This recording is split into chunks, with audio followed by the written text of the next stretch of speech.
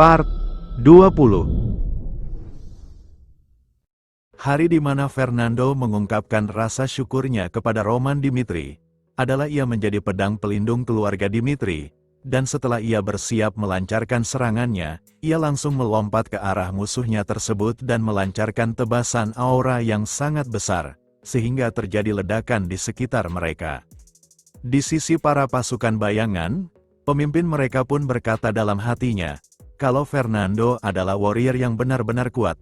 Kemudian, dia berkata kalau dia akan melawan Fernando dan memberikan perintah kepada bawahannya tersebut, untuk sesegera mungkin mengejar semua orang yang ada di daftar yang harus mereka eksekusi. Namun, di sisi Fernando, dia yang tak membiarkan hal tersebut pun memberikan perintah kepada para warrior Dimitri untuk menghalangi para pasukan bayangan tersebut, sehingga para pasukan bayangan dan warrior Dimitri pun mulai bertarung tanpa henti, dan kembali ke sisi Fernando. Sambil membantai para pasukan bayangan tersebut, dia berkata dalam hatinya dengan mengatakan, sebilah pedang baru terasa fungsinya saat diayunkan, itulah tujuan eksistensinya. Hingga sekarang, hidupku cuma sebatas seorang swordsman rendahan, berusaha keras untuk melampaui batasanku. Bagi Tuan Roman, yang mendobrak batas hidupku itu, aku akan hidup sebagai pedang keluarga kerajaan Dimitri sampai akhir hayatku. Sementara itu, di area luar kastil Dimitri, pemimpin mistik yang sedang melihat kejadian yang terjadi di dalam kastil Dimitri dengan menggunakan teknik linknya, dia tak menyangka kalau pasukan bayangan yang berhasil menyusup ke dalam kastil bisa dikalahkan dengan sangat mudah. Kemudian, salah satu bawahannya memberikan informasi kepada dirinya, kalau di wilayah bagian timur laut sudah sampai ke titik peringatan darurat, karena bala bantuan dari aliansi kerajaan Dimitri sudah dikerahkan ke wilayah kerajaan Dimitri, ditambah, kerajaan Kairo pun mengirimkan pasukannya ke wilayah perbatasan, dan jika hal tersebut terus dibiarkan, bawahannya tersebut berkata kalau pasukan musuh bisa tiba dalam waktu 12 jam, dan dengan situasi tersebut, akhirnya pemimpin mistik itu menyadari, semakin banyak yang ia pelajari tentang kerajaan Dimitri, semakin besar tingkat bahaya yang dimiliki oleh kerajaan Dimitri. Namun, kegagalan bukanlah suatu pilihan di pertempuran tersebut, dikarenakan Roman Dimitri tidak ada di tempat tersebut. Dan karena hal itu, itulah kesempatan emas mereka untuk menjatuhkan wilayah kerajaan Dimitri. Di tempat lain di istana kerajaan Dimitri, tepatnya di dalam kastil istana kerajaan Dimitri, salah seorang penjaga Dimitri yang terlihat sedang berjaga pun diserang oleh seseorang yang berhasil menyusup ke dalam kastil tersebut. Dengan sekali serangan yang membuatnya terdorong ke dinding kastil, dia pun terjatuh tak sadarkan diri, dan diketahui, penyusup tersebut bernama Seven, salah satu dari 3 pasukan bayangan dari Kekaisaran Kronos, dan kemunculan Seven ini, akhirnya diketahui ketiga pasukan bayangan dari Kekaisaran Kronos, di antaranya, pembunuh yang bisa mengubah kekuatan fisik menjadi Dark Aura disebut sebagai Shadow. Mereka yang menggunakan Black Magic dikenal sebagai Demon of the Abyss. Dan Seven tergabung dalam cabang terakhir yang disebut Knight of the Abyss. Seven yang berjalan menuju tempat pemimpin wilayah Dimitri untuk membunuh Romero Dimitri sebagai pemilik wilayah tersebut. Sebelum melaksanakan tugas tersebut, dia mendapatkan informasi kalau ada pria muda yang mengerikan seperti kucing liar di bawah pimpinan Roman Dimitri. Dia dikenal mempunyai kepribadian yang begitu gila, sehingga dikenal ke sepenjuru benua.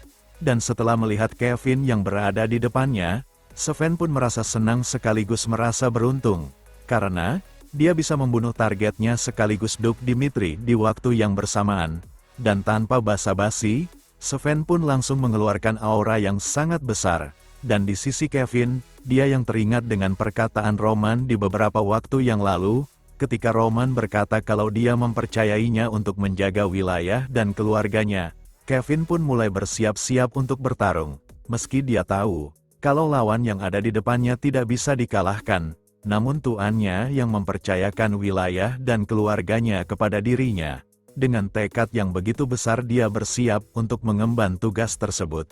Meski tugasnya tersebut hanya untuk mengulur waktu agar Duke Dimitri bisa melarikan diri dengan taruhan nyawanya tersebut.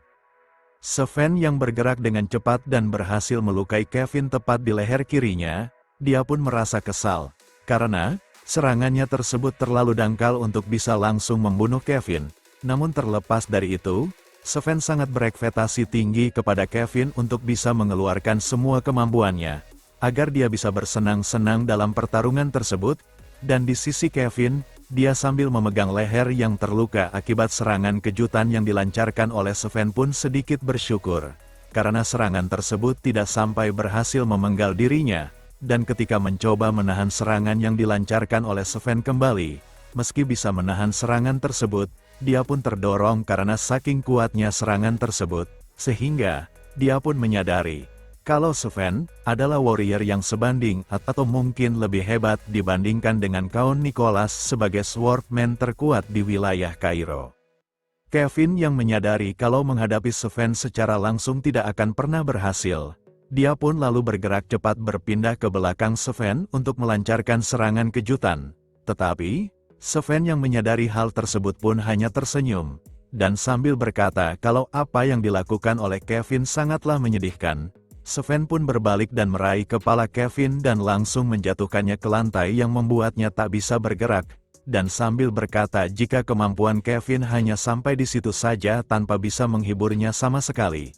Sven berkata kalau dia akan langsung membunuh Kevin, namun, ketika Sven akan memenggalnya, Kevin dengan usahanya yang sangat keras pun berhasil bergerak dan menghindari serangan tersebut dan hanya mengenai lengan kanannya.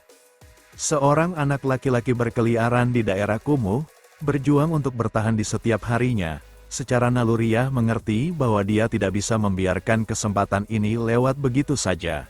Demi tuannya Roman, dia percaya bahwa kematian juga akan menjelaskan nilai dari nyawanya, dan dengan doktrin yang ia tanam agar bisa melaksanakan tugasnya dan tidak mengecewakan tuannya tersebut, Kevin pun mulai berubah ke fase yang tak bisa ia kendalikan kesadarannya. Dengan tekadnya tersebut, Kevin sambil berteriak, dia berkata kalau dia tidak boleh pergi dalam pertarungan tersebut, yang meski dia tahu kalau pertarungan tersebut tidak akan pernah bisa ia menangkan, sehingga Sven yang mendengar teriakannya tersebut pun menertawakan apa yang Kevin utarakan, dan mencoba untuk langsung membunuh Kevin dengan sekali tebasan. Namun, tak diduga, Kevin bisa menghindari serangan tersebut dengan cara menundukkan kepalanya, sehingga Sven pun terkejut dengan hal itu, dan di sisi Kevin, dengan hasrat-hasrat di dalam dirinya yang membaur menjadi satu hasrat, Kevin pun mulai berubah, dengan doktrin yang ia tanam. Kalau perintah dari tuannya Roman Dimitri adalah mutlak, dan berkata kalau Sven tidak akan pernah ia perbolehkan untuk meninggalkan tempat tersebut. Next, kita lanjut di part selanjutnya. Terima kasih.